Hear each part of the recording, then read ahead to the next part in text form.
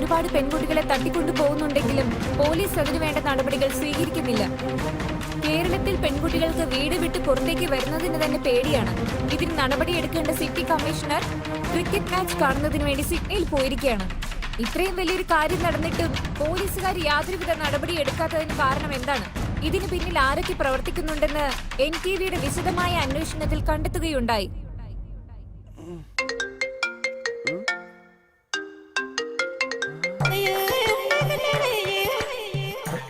Darling,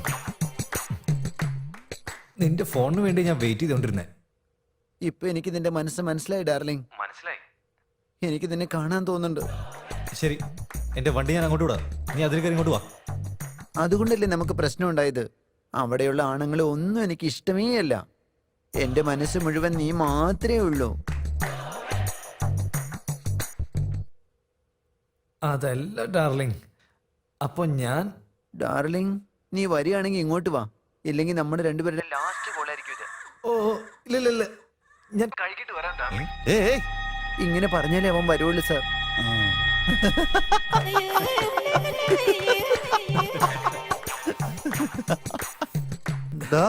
ലൈഫിൽ first തവണയാണ് ഒരു ഗയ്യെ കണ്ടത്. ഇതുവരെ ഞാൻ പടത്തിൽ മാത്രമേ അത് കണ്ടിട്ടുള്ളൂ.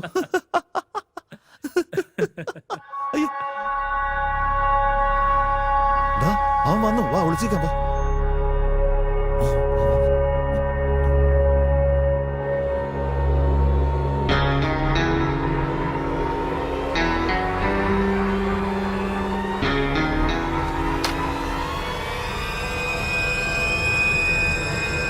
ഡാർലിംഗ്,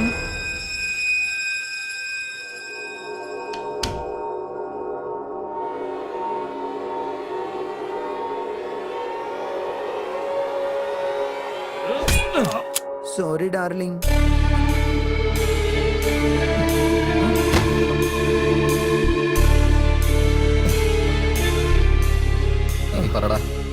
എനിക്കറിയാവുന്ന എല്ലാ കാര്യങ്ങളും ഞാൻ നിങ്ങളോട് പറയാം. അക്ബർ എൻ്റെ അടുത്ത് കൊണ്ടുവരുന്ന പെണ്ണ് എൻ്റെ അടുത്ത് വന്നു കഴിഞ്ഞാൽ ഫേസ്ബുക്കിൽ ഷൂട്ടർ ബിക്കേം ദ ഹണ്ടർ അങ്ങനെ ഒരു പ്രൊഫൈലിലേക്ക് മെസ്സേജ് അയക്കും. അതിനുശേഷം ആ മെസ്സേജ് കണ്ടു കഴിഞ്ഞാൽ ഒരു കോള് വരും. അതിനുശേഷം ഒരു പ്ലേസ് ഡിസൈഡ് ചെയ്ത് കഴിഞ്ഞാൽ ആ പെണ്ണിനെ അങ്ങോട്ട് കൂട്ടിക്കൊണ്ടു പോകും. അത്രേ ഉള്ളൂ എൻ്റെ ജോലി. അത് കഴിഞ്ഞാൽ എനിക്കൊന്നും അറിയില്ല. അവൻ്റെ ഫേസ് മാത്രം എനിക്കറിയാം.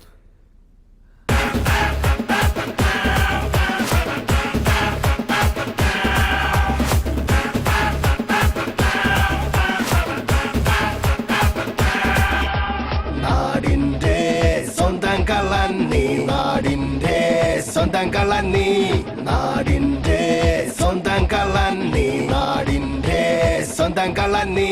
പറയടാ, പറയാൻ നിന്റെ ബോസിനെ കുറിച്ചുള്ള എല്ലാ വിവരവും എന്നോട് പറയടാ. പറയാനല്ലേ പറഞ്ഞേ? പറയേ, ഓർമ്മിച്ചെടുത്ത് പറയടാ. വായി തുറന്ന് പറയാൻ. പറയടാ. അവൻ ബിസിനസ് ഹാൻഡ് ഓവർ ചെയ്തതിന് ശേഷം അവൻ ഞങ്ങളെ കാണാൻ വരുന്നല്ലാതെ ഞങ്ങൾ അവനെ കാണാൻ പോവാറില്ല. അത് മാത്രമേ എനിക്കറിയുള്ളൂ, വേറെ ഒന്നും എനിക്കറിയില്ല. എനിക്കൊന്നും അറിയില്ല.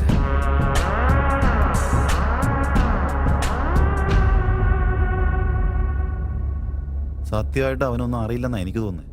ഇനിയും അവനെ അടിച്ചാലുണ്ടല്ലോ മരിച്ചു പോവാൻ. കേരളത്തിൽ പെൺകുട്ടികളുടെ തട്ടിക്കൊണ്ടുപോകലിനെ തുടർന്ന് NTV നടത്തിയ സ്ട്രിംഗ് ഓപ്പറേഷൻ വലിയ തരംഗമാണ് സൃഷ്ടിച്ചിരിക്കുന്നത്.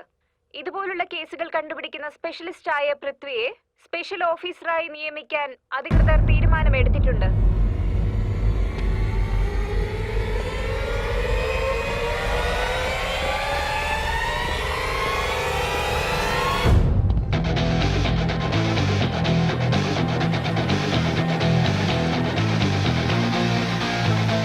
ഇപ്പോൾ ഇന്റലിജൻസ് വിംഗ്സിൽ ജോലി ചെയ്യുന്ന പൃഥ്വി ഉടനെ സ്പെഷ്യൽ ഓഫീസറായിട്ട് ചാർജ് എടുക്കണമെന്ന് അധികൃതർ ഉത്തരവിറക്കിയിട്ടുണ്ട്. ഇതുപോലുള്ള കേസുകൾ കൈകാര്യം ചെയ്യാൻ എനിക്ക് നല്ല വിഷമമുണ്ട്. ഇന്നു മുതൽ ഈ സിറ്റിയിലിരിക്കുന്ന എല്ലാ പെണ്ണുങ്ങളും എനിക്ക് ഏറ്റവും പ്രിയപ്പെട്ട അനിയത്തിമാരെ പോലെയാണ്. ശക്തി, എന്റെ അനീത്തിമാരുടെ ദേഹത്ത് ആരെങ്കിലും കൈവച്ച കൊന്ന് കടലിൽ തള്ളിയിരിക്കും ഞാൻ. ആ. ഇത് ഞാൻ അവർക്ക് കൊടുക്കുന്ന വാക്കാ. ഒരു മിനിറ്റ്, ഞാനിപ്പോ വരാം. ബോസ്, ആ പെണ്ണെ കിട്ടി ബോസ്. ഞാനൊരു പോലീസ് ഓഫീസറാണെന്ന് അറിഞ്ഞിട്ട് നീ എന്നെ വിളിച്ചിട്ടുണ്ടെങ്കിൽ നിനക്ക് ധൈര്യം വന്നിട്ടുണ്ടെന്ന് എനിക്ക് മനസ്സിലായി. ഇല്ലെങ്കിൽ ഞാൻ വീക്കാണെന്ന് നിനക്ക് മനസ്സിലാക്കാം. അതല്ല ബോസ്, എല്ലാ പെണ്ണ് കാരണമാണ് നടന്നത്. ഈ കാര്യം എങ്ങനെ പുറത്തറിഞ്ഞത്? ആരത് വെളിപ്പെടുത്തിയത്? എങ്ങനെയാണ് അറിഞ്ഞത്? എനിക്കതറിയണം. എന്തെങ്കിലും ആവശ്യം വന്നാ ഞാൻ നിന്നെ അങ്ങോട്ട് വിളിച്ചോളാം. അണ്ടർസ്റ്റുഡ്? നീ എന്നെ ഇങ്ങോട്ട് വിളിക്കരുത്. ഷിറ്റ്.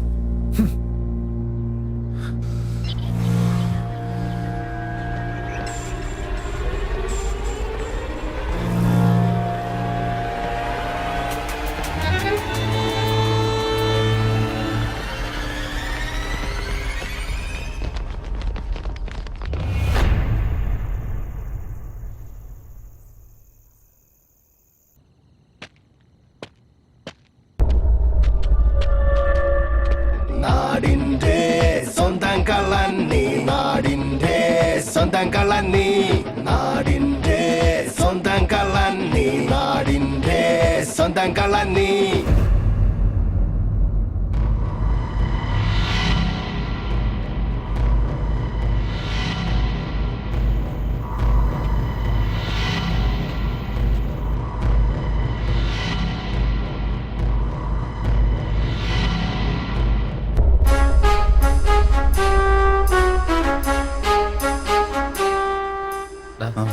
ഇപ്പൊ പുറത്തേക്ക് ഇറങ്ങിയ സെക്യൂരിറ്റി ഉണ്ടാവുന്ന ഉറപ്പാ. നമ്മൾ ഇറങ്ങാൻ നോക്കിയാൽ നമ്മളെന്തായാലും പെടുന്ന ഉറപ്പാ. ഇപ്പൊ എന്താ ചെയ്യാ? വാ, ആ ബ്രോക്കർ പയ്യനെ പിടിച്ചാലേ അവനെ തേടി മറ്റവൻ വരാതിരിക്കില്ല.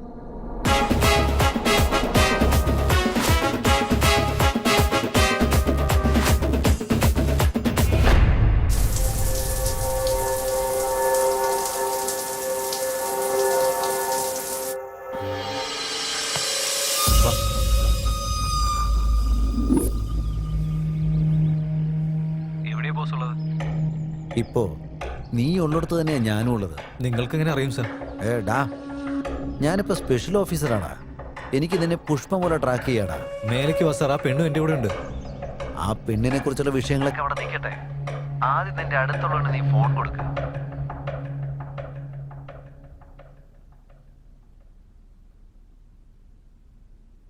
ഹലോ, ഞാനൊരു പോലീസ് ഓഫീസറാ. എന്നെ നീ ട്രാപ്പ് ചെയ്യാന്ന് വിചാരിച്ചോ? ഒരു മിനിറ്റ്, ഒരേ ഒരു minute. Mike 1 calling. This is my control calling. Kidnap ചെയ്ത ആളെ കിട്ടിയിട്ടുണ്ട്. അയ്യോ സാർ സാർ സാർ, ഒരു ചെറിയ കളവ് കാണിച്ചതിന് ഇത്രയും വലിയൊരു സ്കെച്ചല്ലേ വന്നിരിക്കുന്നത്. അങ്ങനെ ഇരിക്കുമ്പോൾ നിന്നെ പോലൊരു കമ്മീഷണറെ പിടിക്കാൻ വേണ്ടി ഞാൻ എന്ത് വലിയ പ്ലാനായിരിക്കും ഇട്ടിരിക്കുന്നത്. സാർ ഇതിനൊന്ന് ആലോചിക്കും സാർ. ഒരു 5 മിനിറ്റുള്ളിൽ ഞാൻ അങ്ങോട്ട് തിരിച്ചു വിളിക്കാം. I will call you back. ഈ എല്ലാ ക്രൈമിന്റെ സാക്ഷിയായ കോൺസ്റ്റബിള് ഇന്നലെ രാത്രി മുതൽ കാണാതെ പോയി. അവൻ എന്താ സംഭവിച്ചതെന്ന് തനിക്ക് വല്ല ഐഡിയ ഉണ്ടോ?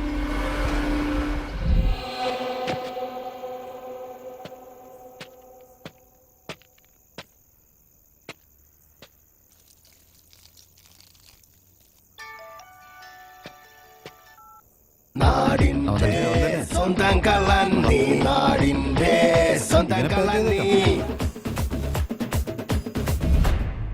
നീ പോലീസിനെ കൊണ്ട് വന്ന മീഡിയയിലുള്ള ഞങ്ങളുടെ ആളുകളെ നിന്റെ പരിപാടികളൊക്കെ ടെലികാസ്റ്റ് ചെയ്യാൻ തുടങ്ങും.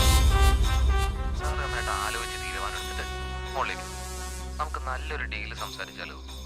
പിന്നെ കയറി വരുന്നതിന് മുമ്പേ ഒരു ചെറിയ മിസ് കോള് തന്നേക്കും. പിന്നെ ഒരു കാര്യം, മോളിലേക്ക് വരുമ്പോഴേ ആ ഡ്രസ്സ് അഴിച്ച് മാറ്റിയിട്ട് കയറി വന്നാൽ മതി. വേറൊന്നുമല്ല, ആ ഡ്രസ്സ് ഇടുമ്പോഴേ എനിക്ക് ഇച്ചിരി ബഹുമാനം കൂടും.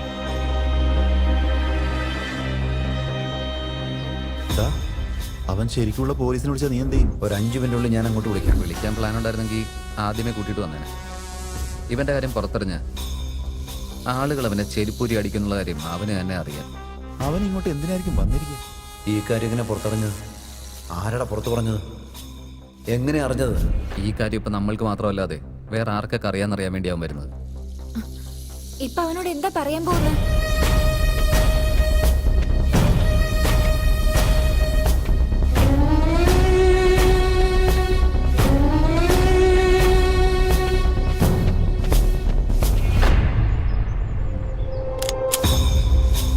ഏയ്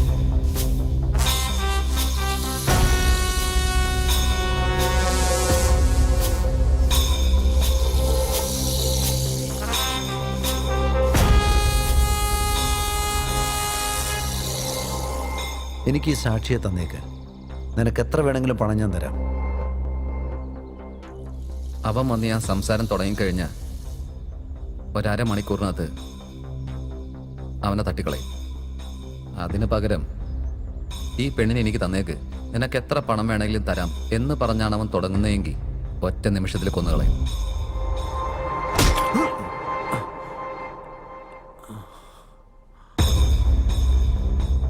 സമാധാനത്തോടെ ഇരുന്ന ചെറായി ബീച്ച് ഇന്നലെ സംഘർഷഭരിതമായി. തീരത്തടിഞ്ഞ പെട്ടികളിൽ 3 ശവശരീരങ്ങൾ കണ്ടെടുത്തു.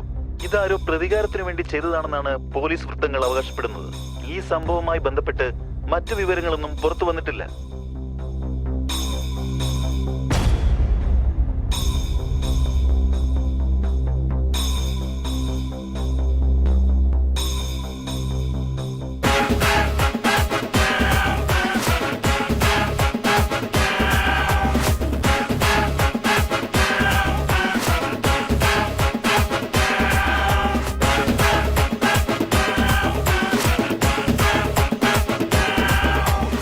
ഹലോ CS, ആ ഗ്യാങ് മുഴുവനും പിടിച്ചിട്ടുണ്ട്.